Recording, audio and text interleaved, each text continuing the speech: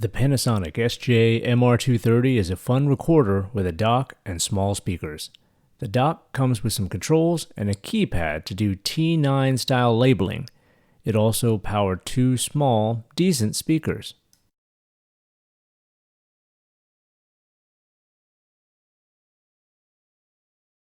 Here we see the power and speaker jacks.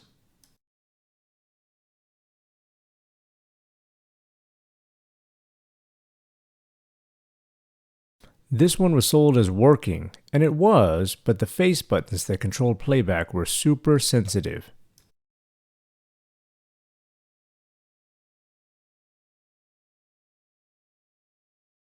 You'll see what I mean here. It plays, but if you barely touch those playback controls, it will play pause or skip tracks.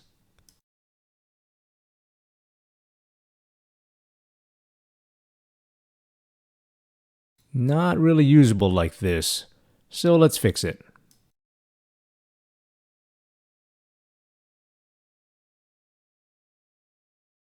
Let's get that battery out first.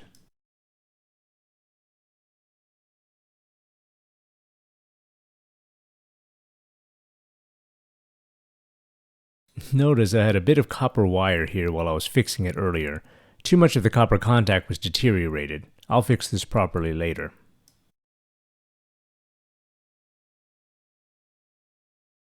Four screws for the top lid.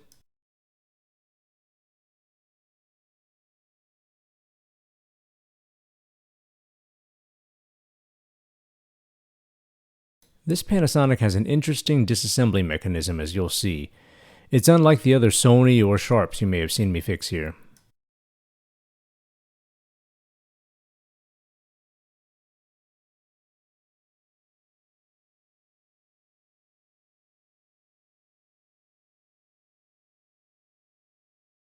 As you can see, the lid is still firmly in place. At the front on each side, the lid is hooked onto the MD tray. We'll need to carefully undo them.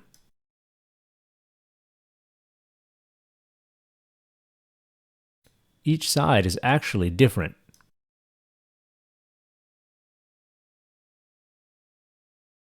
On this side, there's an L that hooks onto the MD tray.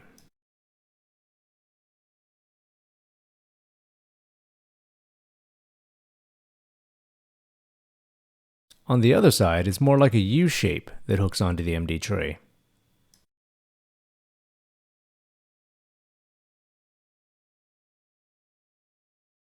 Now to remove the bottom screws.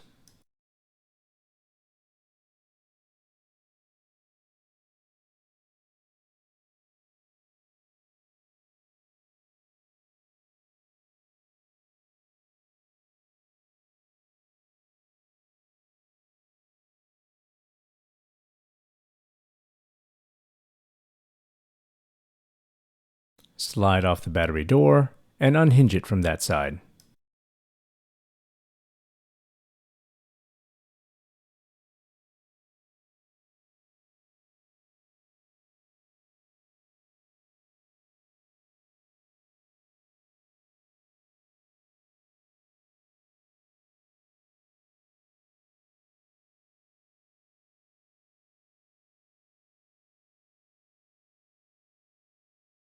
Along the rear, you'll see the silver trim ring ends in some holes.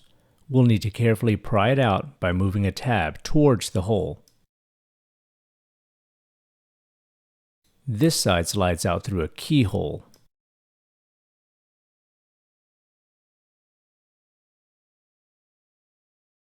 This side can be pried out of the hole.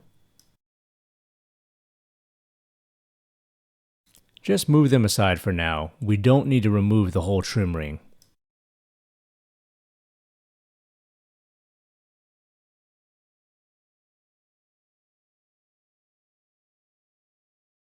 Now that it's loose, we'll unclip the front display flex cable and we should remove the whole top lid.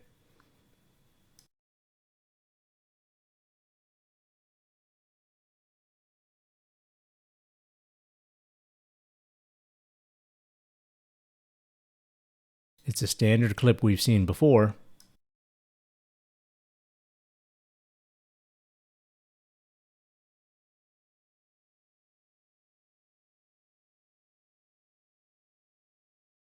Sorry I was still too zoomed in, but once that clip is released, the flex cable comes out and you can wriggle the lid off.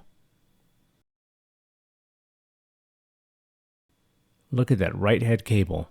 It's broken.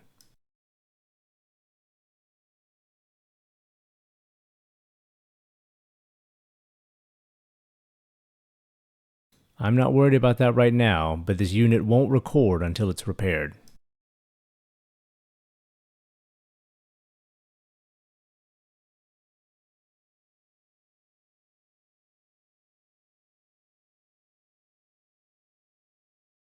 Okay, back to the lid.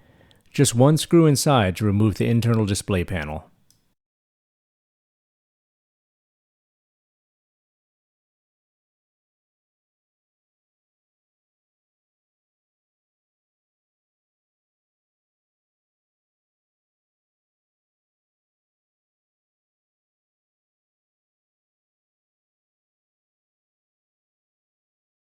And here are the 4 buttons. We'll remove one screw and take off the silver buttons.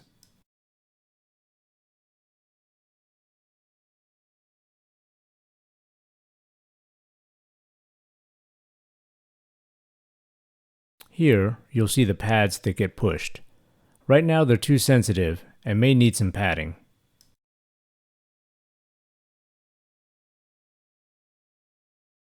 This is an adhesive-backed foam sheet for crafting. You can cut it and stick it to things. I've cut a 2mm strip of it and I'll make small squares to put on the pads.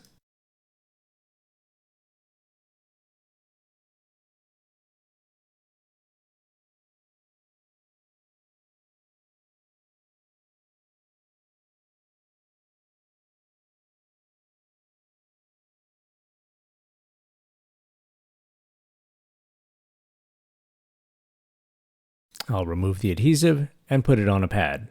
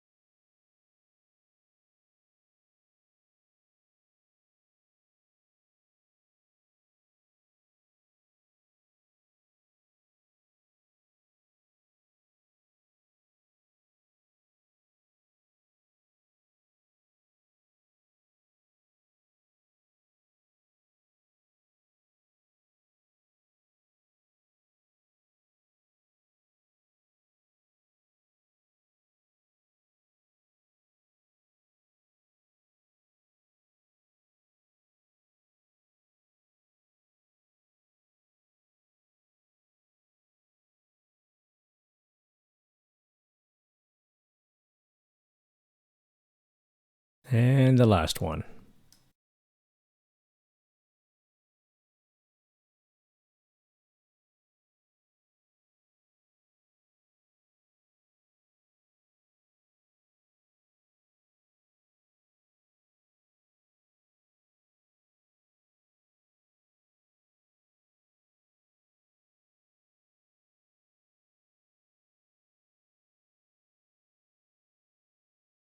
Let's screw the button plate back on.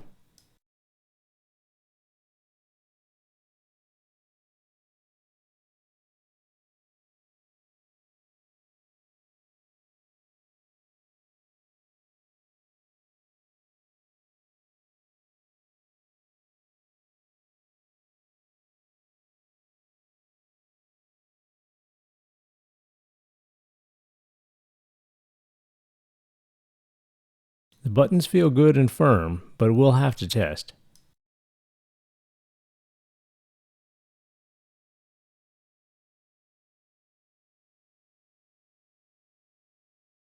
Pop the display back in, and one screw will hold it.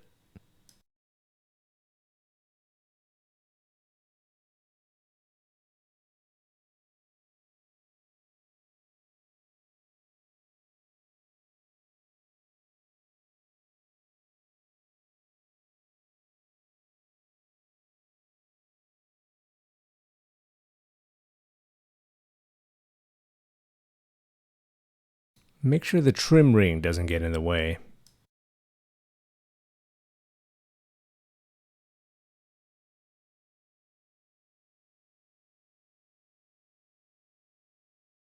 Gently wedge the lid back on. We'll check the alignment in a bit.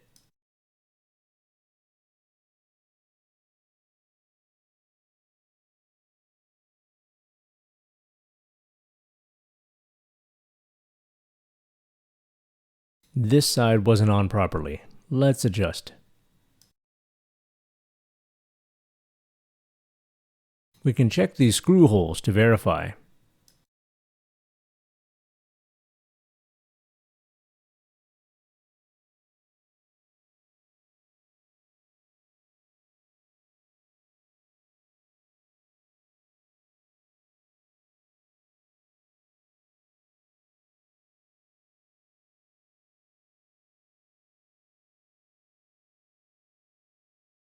Looks okay. Let's get that flex cable.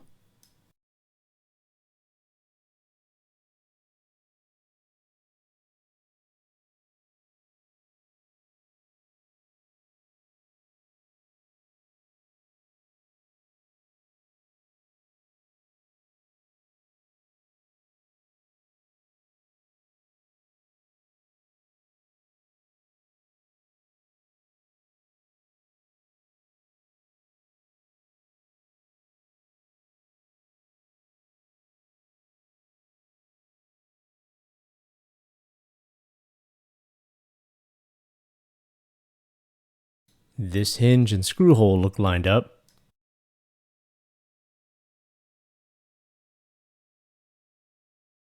Let's get these trim pieces back in their holes.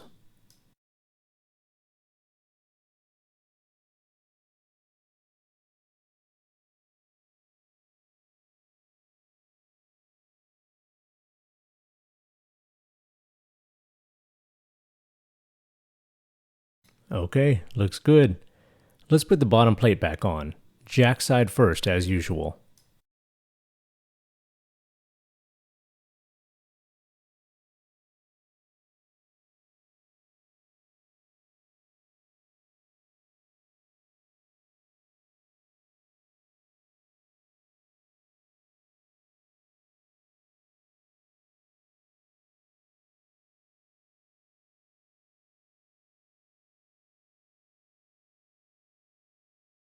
All the bottom screws.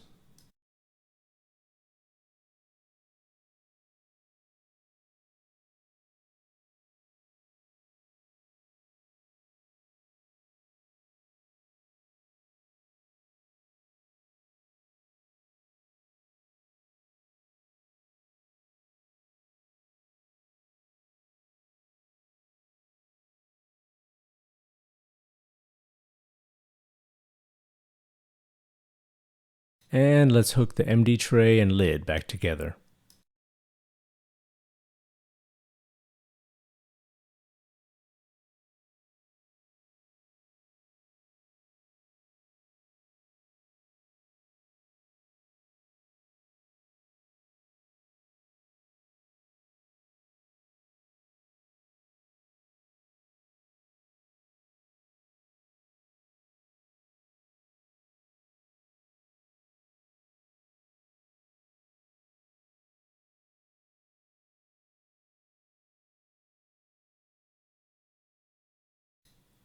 Closes properly.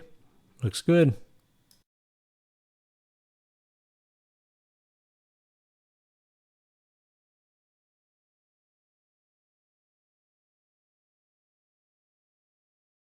The lid is hooked on firmly, so I'll screw it in later. Let's test.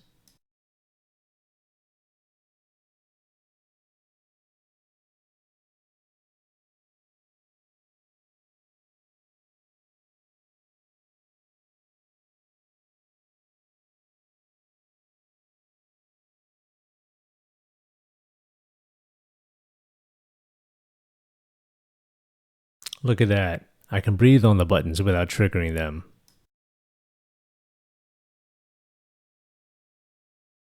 They work great and feel firmer now.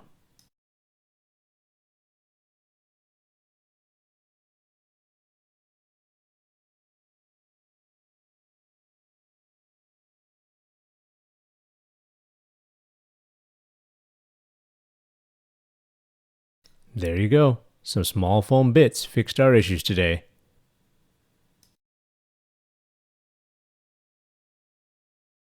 Thanks for watching.